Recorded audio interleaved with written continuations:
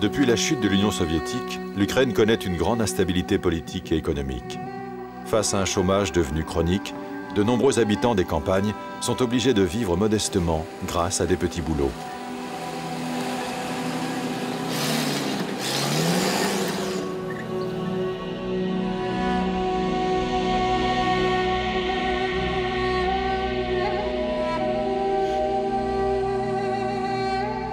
Dans la cour d'une ferme, à 1 heure de Kiev, 4 épaves de camions russes attendent paisiblement que la rouille fasse son œuvre.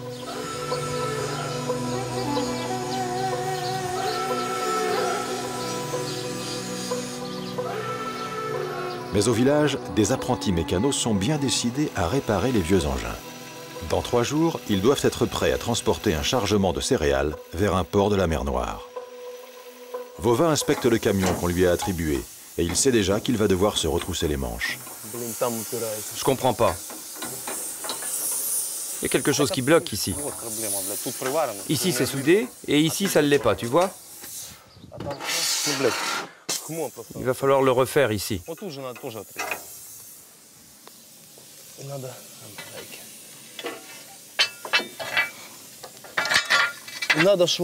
Il faut pas que ça bouge.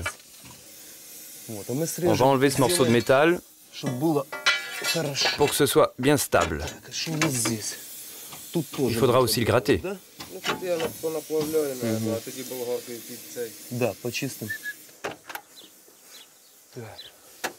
Tu vois tout le bordel dans la cabine. Il faut ranger tout ça dans une boîte. Là, c'est n'importe quoi, ça va pas du tout. Et pour le fauteuil, il faut un capitonnage en cuir.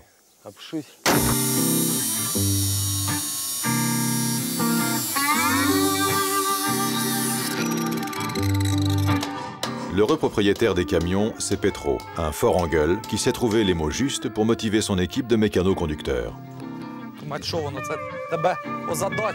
C'est pas vrai, j'y crois pas. Je t'ai donné un défi et tu y arrives pas? Alors t'en es où? Il faut juste le gratter. Non, il y a encore du boulot. Faut tout gratter, puis laver et tout repeindre. Vita, où est-ce que t'es? Tu vas passer combien de temps là-dessus? Combien de temps pour faire tout ça? 3 jours. T'en as 2. Bon, pour la carcasse, tu l'as fini. Ensuite, tu passes à l'autre. Moi, je m'en vais. Je dois aller chercher les pièces. J'ai pas de temps à perdre, moi. Je suis pressé. Avec Petro, le contrat est simple. Ceux qui réussiront à remettre en état un camion pourront le conduire et gagner de l'argent. Oui, j'aime ce travail. Si ça me plaisait pas, je le ferais pas. Je voulais accomplir quelque chose. J'ai acheté un premier Kamaz, puis un second. Ça me plaît beaucoup de donner du travail aux gars d'ici. Ils cherchent pas à faire autre chose, pas de bêtises. Ils peuvent travailler et gagner de l'argent. Bon, bossez pas tous au même endroit. Répartissez-vous un peu le boulot.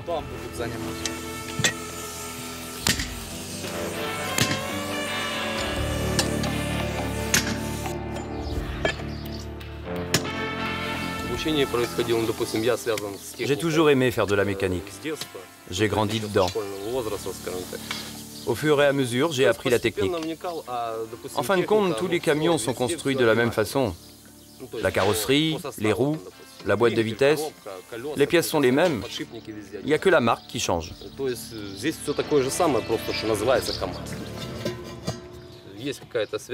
Il y a une espèce de connexion avec le camion.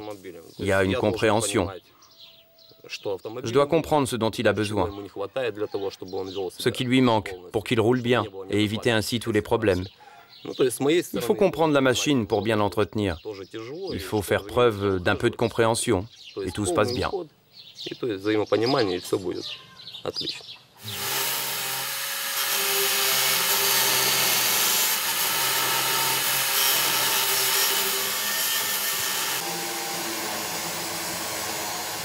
Lavez-vous les mains, on passe à table.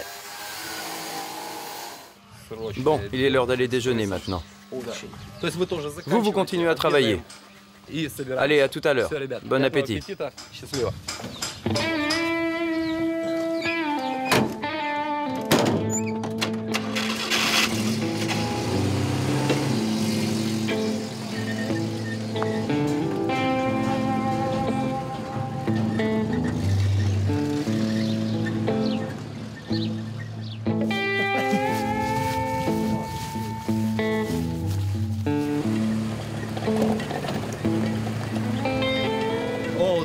C'est une vieille voiture de l'époque de Staline.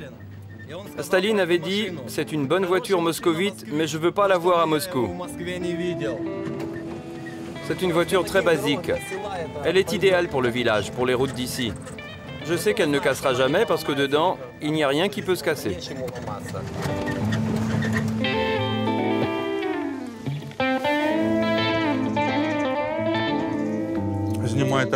Vous prenez le pare-choc du camion de Misha et vous le mettez sur celui-là. J'ai pas le temps de faire ça. Je veux pas le savoir. Mais j'ai pas le temps. Je veux pas le savoir.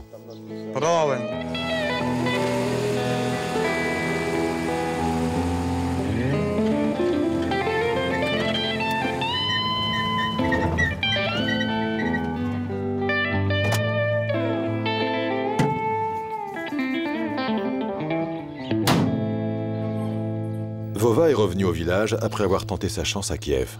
Désormais, tous les midis, il rentre déjeuner chez sa mère. Elle est ravie de pouvoir s'occuper de lui. En tout cas, elle ne le laisse pas mourir de faim. J'aime bien manger à la maison, parce que quand c'est fait ici, c'est vraiment préparé avec amour. Ici, je pourrais acheter un terrain pour en faire un garage, alors qu'en ville, c'est impossible. C'est trop cher. Travailler pour payer son loyer, ça n'a pas de sens pour moi. Il faut avoir quelque chose à soi. Dans la vie, il faut faire les choses qui te plaisent. En tout cas, c'est comme ça que je pense. C'est pour ça que je suis revenu au village auprès de ma mère. Et puis j'aime bien ce coin.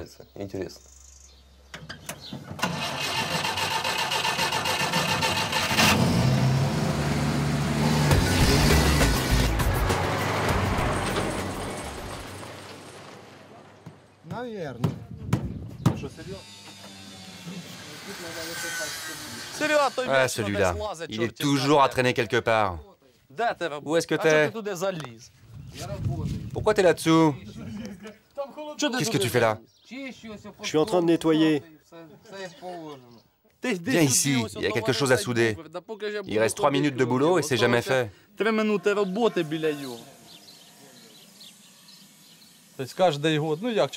Chaque année, on refait tout sur les camions. On vérifie, on revérifie tout, on enlève les caisses, les boîtes de vitesse. Quand tu achètes le camion, tu sais pas ce qu'il y a dedans. Tu le vois de l'extérieur. Il n'y a qu'en le conduisant qu'on se rend compte de son état. Le problème avec ces vieux camions, c'est qu'il ne faut pas les réviser ou réparer quelques éléments, mais bien les reconstruire de toutes pièces. Les hommes de Petro ne sont pas des mécaniciens hors pair, mais plutôt de grands habitués du système D qui ont grandi les mains dans le cambouis.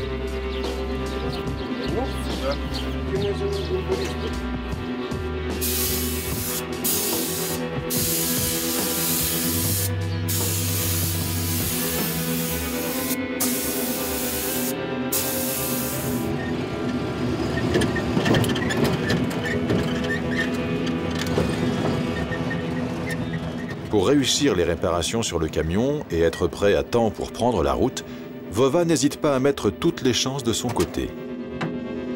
Il va faire un tour du côté de la petite chapelle orthodoxe du village. Oui, ça m'aide.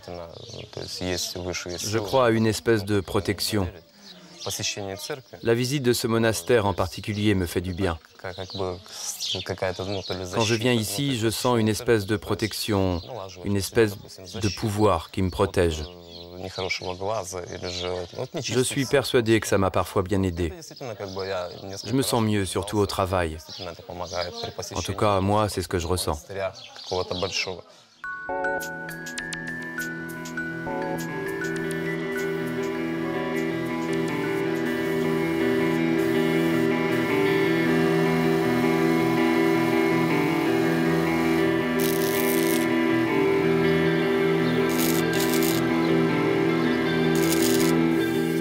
Dans l'arrière-cour de la ferme, c'est le camion de Petro qui est au cœur de toutes les attentions.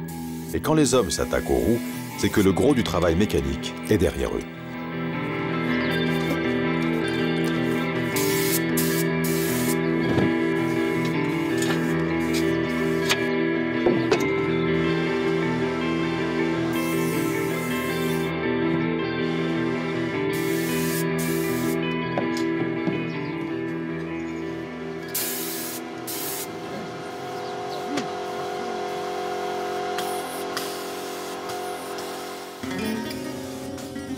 Les vieux Kamaz ne sont pas les seuls vestiges de l'époque communiste dans la région. Pour soulever la benne qui doit être montée sur le châssis du camion, Petro a fait appel à une connaissance qui, comme lui, s'évertue à faire fonctionner des pièces de musée.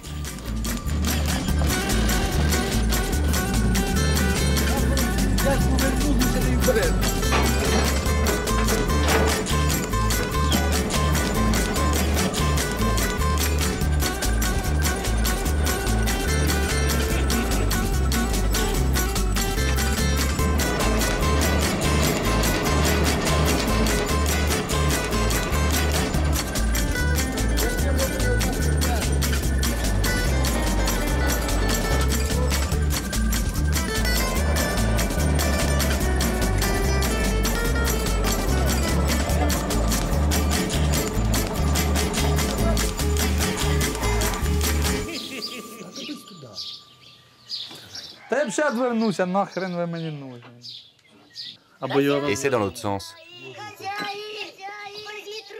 Tu vas voir que c'est lui.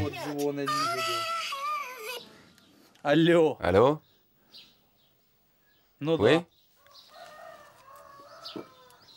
À quelle heure? Ok, d'accord. Vita, on part pour le sud. Le rendez-vous est pris pour le lendemain.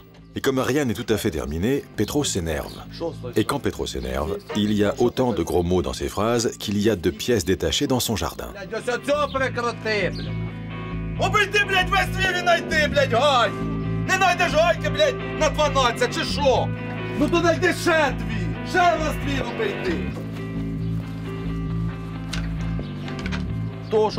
Tu vois pas cet abruti?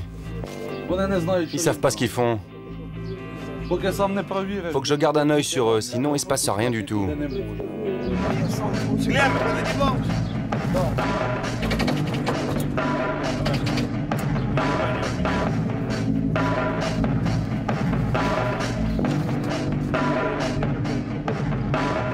C'est Vitali qui va accompagner Petro sur la route. C'est aussi lui qui se charge des derniers réglages.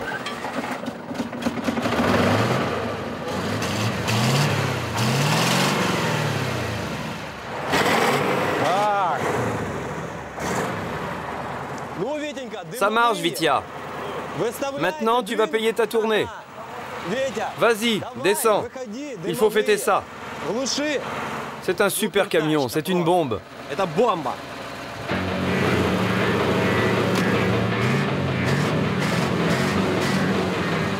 Appuie à fond! Quand il faut tester le camion, Petro ne laisse le volant à personne.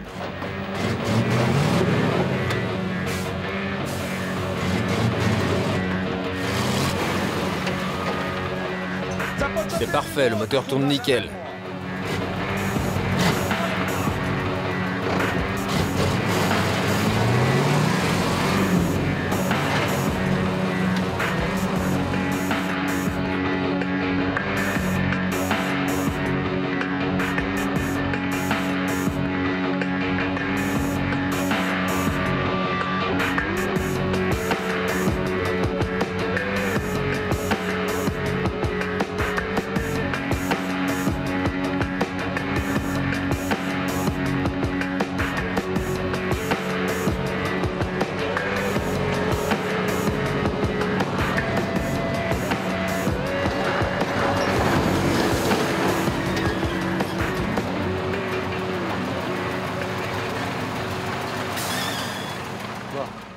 C'est parfait.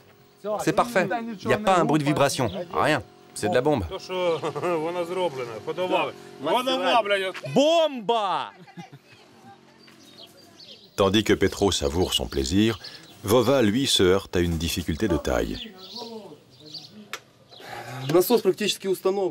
Voilà, la pompe était pratiquement installée. Mais les pièces sont complètement usées à force de rouler tout le temps. J'ai donc besoin de nouvelles pièces, mais c'est pas possible. Il faudrait aller à Cherkassy, et comme le pont qui mène à Cherkassy est fermé, je vais devoir rester ici pour réparer. J'en ai au moins pour une semaine. C'est pour ça que je n'aurai pas d'argent. Je vais rester ici tout seul. C'est comme ça.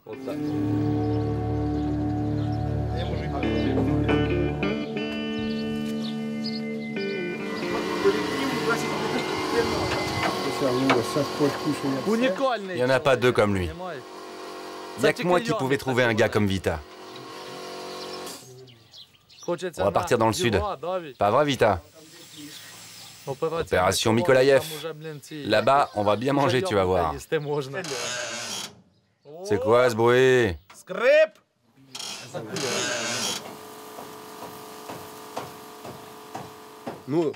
Comme la tradition le dit, pour que le camion roule bien, il faut boire un coup, pour que la route se passe bien.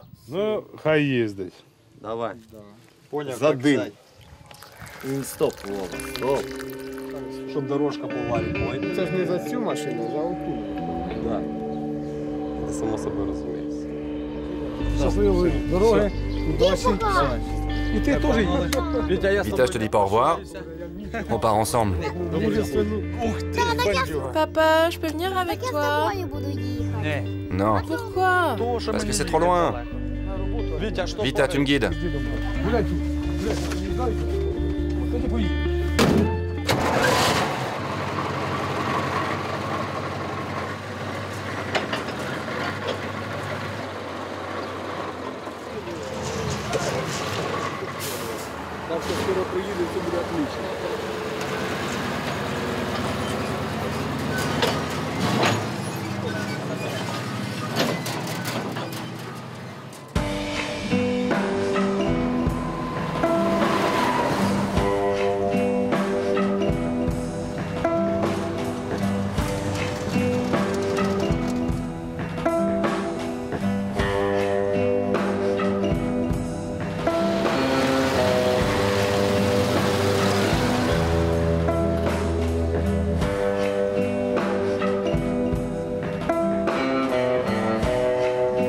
Le camion, presque flambant neuf, file sur les routes. Direction plein sud vers les fameuses terres noires de l'Ukraine, le grenier à céréales de tout le pays.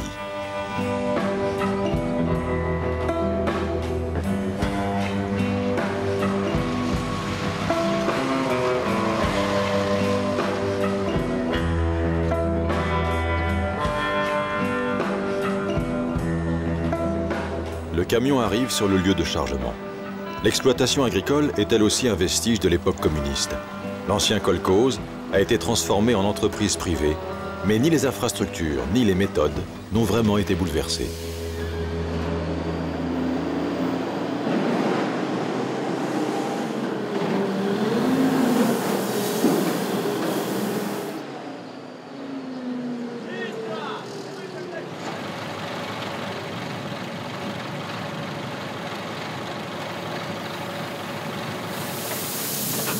Petro va charger 20 tonnes de maïs. Légalement, son camion ne peut pas transporter plus de 10 tonnes. Mais charger si peu ne serait pas rentable. C'est ce surpoids systématique qui fait vieillir prématurément les camions. Le problème, maintenant qu'on a chargé, c'est qu'il faut aller à Mykolaïev et tout décharger. Et je te dis, ici on est 7, là-bas on sera 700.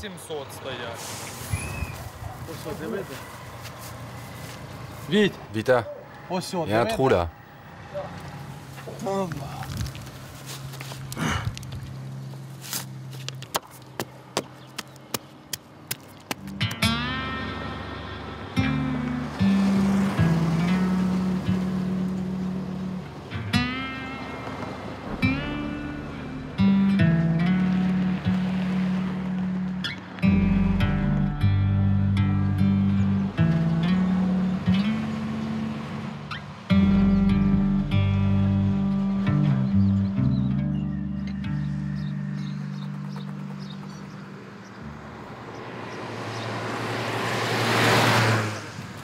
La première descente a mis les freins du camion à rude épreuve. Vitali les refroidit comme il peut.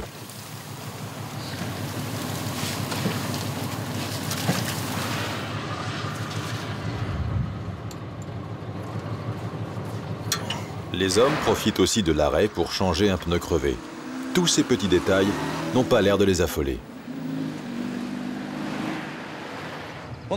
Ça vient de sortir de réparation. C'est normal. Faut le temps de découvrir ce qui va pas.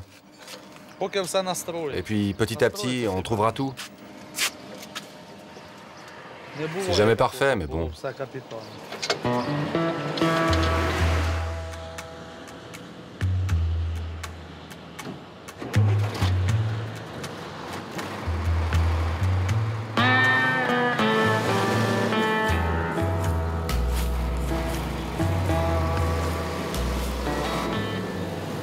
Le camion repart. À l'intérieur de la cabine, Petro et Vitali sont comme deux gosses qui testeraient la solidité de leur nouveau jouet. C'est du solide, c'est ukrainien.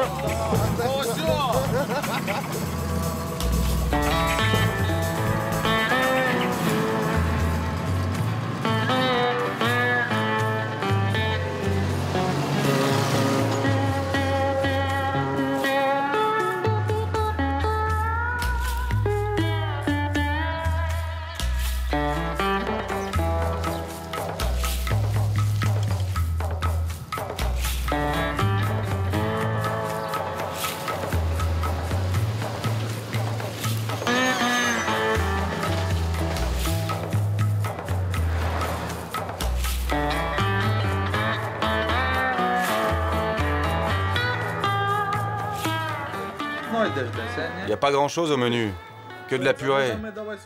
On va aller chez les concurrents. Oh, c'est pareil chez eux, hein. Il n'y a que de la purée à manger chez vous. C'est quoi cette histoire?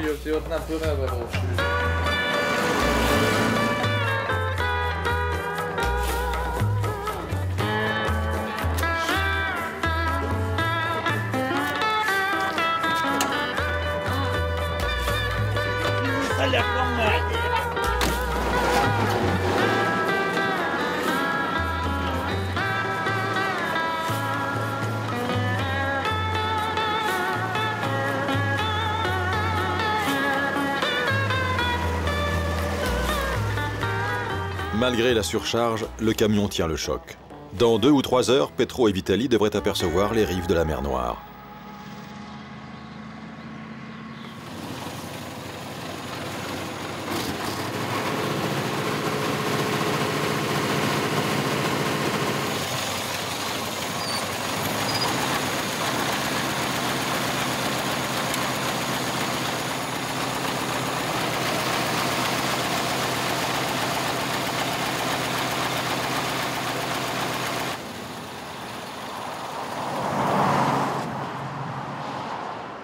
Des pannes comme ça, il y en aura jusqu'à Mykolaïev.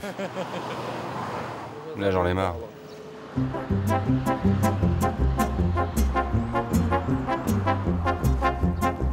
Le moteur refroidit et les hommes en profitent pour se rafraîchir.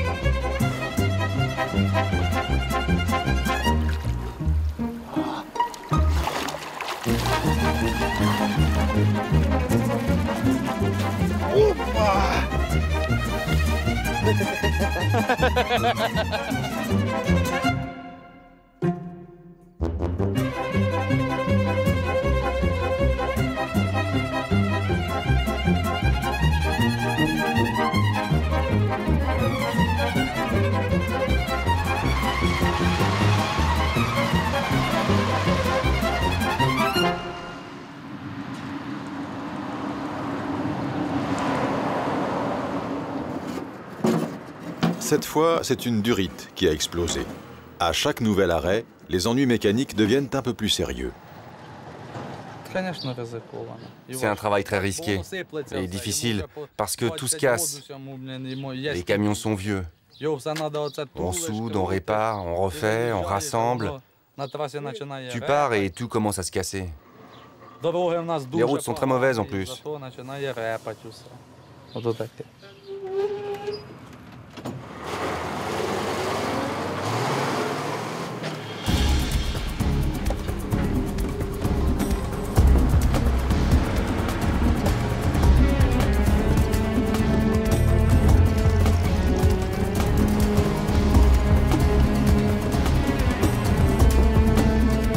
Petro et Vitali sont arrivés à Mykolaïev.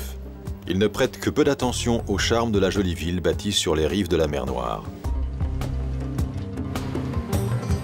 Ils se dirigent aussitôt vers la zone portuaire.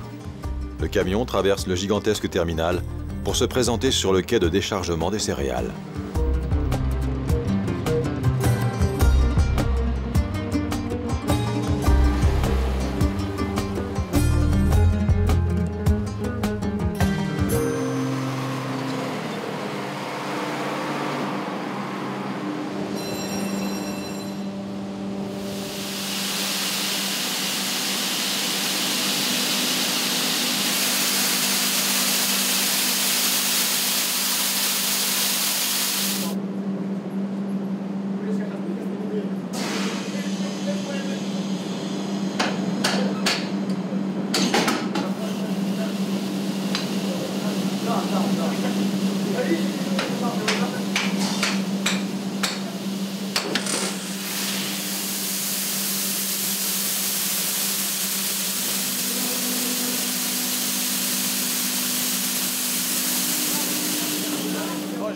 Heureusement. Moi je dis, heureusement, on est arrivé et on a pu décharger. Tout le monde disait qu'on n'y arriverait pas, que ça marcherait pas. Mission accomplie.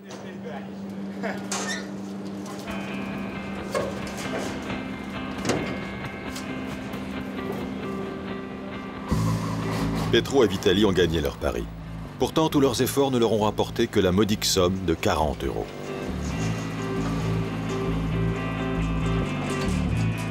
Mais ils ne comptent pas s'arrêter là. La récolte du blé va bientôt commencer, et si les camions fatigués sont en état de rouler, c'est du travail assuré pour Petro et sa fine équipe. Ils sont optimistes. La prochaine fois, ce n'est pas avec un, mais avec 2 ou 3 camions qu'ils prendront la route.